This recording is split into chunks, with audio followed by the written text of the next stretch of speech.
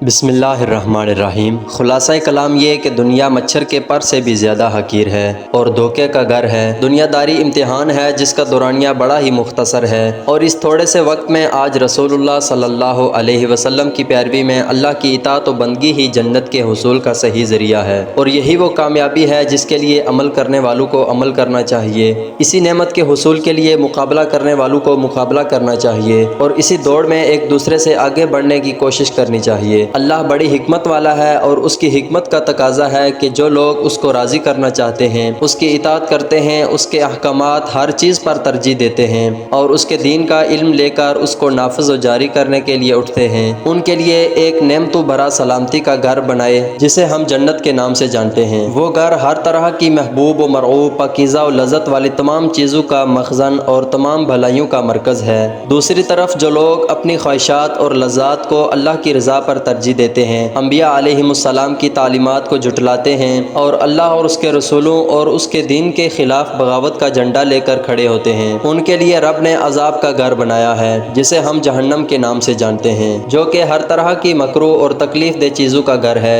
اور ساری ہولناکیوں کا مرکز ہے۔ قرآن کی زبان میں یہ دونوں گھر یعنی جنت اور جہنم دار القرار ہیں، جبکہ ان دونوں گھروں کے علاوہ تیسرا گھر یہ دنیا ہے جو کہ سنگم کی حیثیت رکھتا ہے۔ یہاں سے دونوں منزلوں کے مسافر زاد راہ لیتے ہیں، اور یوں دنیا کا ہر شخص آخرت کا مسافر ہے، جس کے لیے ان دونوں منزلوں یعنی جنت اور جہنم کے تعارف کے لیے اس دنیا میں ہر ایک کے نمونے بکھرے پڑے ہیں۔ یہ خوش رنگ نباتات، پھول، بیل بوٹے اور میٹھے ذائقہ دار پھل، جھرنوں، بہتے پانی، اٹکیلیاں کرتی باد نسیم، حسین و جمیل صورتیں، خوش نما اور دیدہ زیب پیرہن، سب جنت کی نعمتوں کا ایک ہلکا سا عکس ہیں، اور یہاں کا رنج و الم، مشکلیں، پریشانیاں، تکالیف، گرمی اور سردی جہنم کی ایک ادنا نشانی ہے۔ یہ بات سمجھ لیجئے کہ دنیا میں نعمتیں آلائشوں کے ساتھ جڑی ہیں، جہاں خوشیاں ہیں وہیں غم اور تکالیف بھی ہیں، خوشبو کے ساتھ بدبو بھی ہے، نعمتوں، حسن و آرائش اور جمال کے ساتھ بدمزگیاں، آلائشیں اور گندگیاں بھی ہیں۔ جنت میں یہ ساری نعمتیں خالص ہو جائیں گی، وہاں صرف خوشیاں ہوں گی، غم نہیں ہوں گے، صرف نعمتیں ہوں گی، اپنے بھرپور حسن و جمال پاکیزگی کے ساتھ، صرف خوشبوئیں ہوں گی، بدبوئیں نہیں۔ نعمتیں اپنی تکمیل کے درجے میں آلائشوں سے پاک کر دی جائیں گی، انسانی جسم پیشاب، تھوک، بلغم اور دیگر گندگیوں سے پاک کر دیے جائیں گے، اور انسانی دل اور اخلاق نفرت و کدورت، کینہ و حسد اور دیگر ایسی بیماریوں سے پاک ہو جائیں گے۔ جس جنتی کے اندر جو برائی اس دنیا میں رہی ہوگی وہ برائی اس سے دور کر دی جائے گی، اور یوں جنتیوں کو ہر قسم کی آلائشوں سے پاک کر دیا جائے گا، اور جنت کی تمام نعمتیں بھی ان تمام آلائشوں سے پاک ہوں گی جو ہمیں دنیا میں ان نعمتوں کے ساتھ جڑی نظر آتی ہیں۔ یہاں شہد مکھی کے پیٹ اور دودھ جانوروں کے تھنوں سے نکلتا ہے، وہاں یہ دریاؤں اور نہروں کی شکل میں جاری ہوں گے۔ غرض جنت میں ہر نعمت اپنے کمال کے درجے میں ہے۔ جنت وہ حسین سرزمین ہے جہاں ابدی راحت و سکون ہے، جہاں دکھ اور تکلیف نام کی بھی کوئی چیز نہیں، جہاں نہ بغض و عداوت ہے، نہ جنگ و جدل ہے، نہ خون ریزیاں، نہ تھکاوٹ و بیماری ہے، نہ بدصورتی و بڑھاپا اور نہ ہی موت، وہاں صرف امن و سلامتی ہے،